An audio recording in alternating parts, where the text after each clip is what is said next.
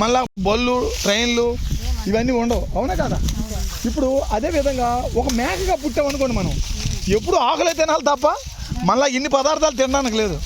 మనం ఎంత గొప్ప జనం అంటే మార్కెట్లో కనిపించే బట్టలన్నీ మనవే, మార్కెట్లో కనిపించే తిని పదార్థాలే మనవే, కానీ మిగతా జంతువులకు అలాంటి అవకాశం ఉందా?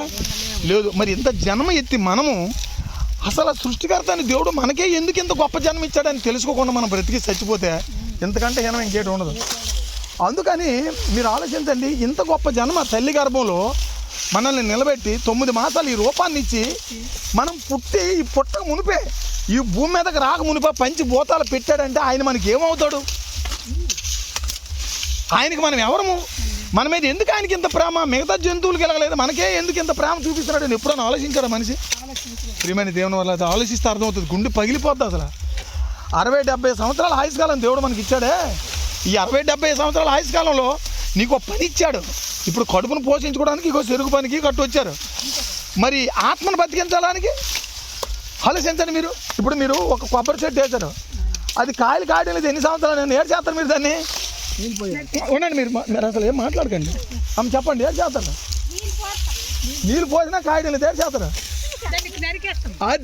అది కావాలి ఇప్పుడు ముఖ్యంగా.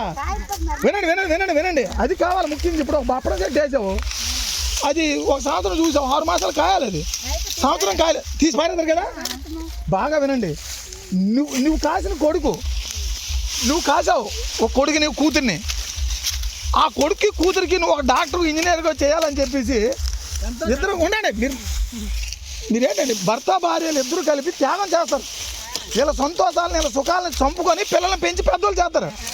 ఇప్పుడు ఆ కొడుకు ఒక డాక్టర్ ఇంజనీర్ అయినాడు అనుకో, డాక్టర్ ఇంజనీర్ అయిన తర్వాత, డాక్టర్ అయిపోయిన తర్వాత, అమ్మ నాన్న థ్యాంక్ యూ నాకు డాక్టర్ చేశారు కదా, థ్యాంక్ యూ వెరీ మచ్ అని ఒక నమస్కారం పెట్టి మీకు బాయ్ చెప్పి వెళ్ళిపోతే ఏటంతరాన్ని?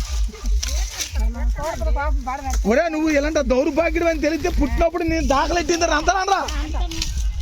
ఒరే దరిద్రుడా, నీ కోసం మా సుఖాలన్నీ చంపుకొని ఇంత కష్టపడి నేను డాక్టర్ చేస్తే మాకు తినడానికి తిండి ఉందో లేదో, ఉండడానికి ఇల్లు ఉందో లేదో, మాకు కట్టుకోవడానికి బట్ట ఉందో లేదో, ఇది ఆలోచించకుండా మమ్మీ థ్యాంక్ యూ డాడీ నమస్కారము అని చెప్పి నువ్వు వెళ్ళిపోతావరా దౌర్భాగ్యుడా? నువ్వు ఇలాంటి తోడు అని తెలిస్తే చిన్నప్పుడు దాఖలెట్టింది నువ్వు అంటావే. మరి నీ కడుపులు పుట్టింది నీకు పనికి రాలేదని నువ్వే ఎంత బాధపడితే, మరి దేవుడు సృష్టించిన మనుషులు మనం ఆయన కోసం పని చేయకపోతే మరి ఆయన ఎంత గుండు బాదుకుంటాడో ఒకసారి చెప్పండి.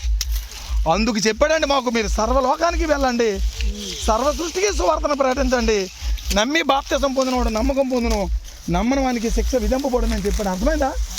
ఆయన ఏమన్నాడు తెలుసా? డబ్బులు ఇమ్మన్నాడా, బియ్యం ఇమ్మన్నాడా, మతం మారమన్నాడా? మీ పాపాల కొరకు నేనే రక్తం కార్చి మరణించి పాతిపెట్టబడి 3వ దినాన్ని తిరిగి లేచిన నిజం నమ్మమంటాడండి.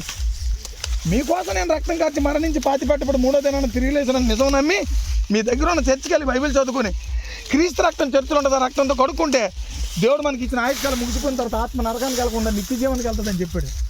అర్థమైందమ్మా? ఇంతవరకు నీకు చెప్పిన మాటలు మీకు వాస్తవం అనిపిస్తే యేసుక్రీస్తు సొంత రక్షణ నమ్మండి, నిత్య జీవనానికి చేరండి. దేవుడు మిమ్మల్ని మీ కుటుంబాన్ని దీవించిన గాక. ఆమేన్.